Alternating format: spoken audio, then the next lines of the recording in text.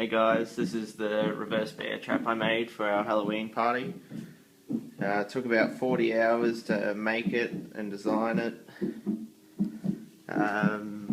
It's wearable, you can open it up by the lock, it opens up so you can put it on and wear it.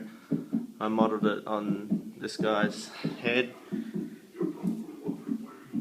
Just made out of a $6 yoga mat, some split pins, cardboard, rope, a lot of super glue.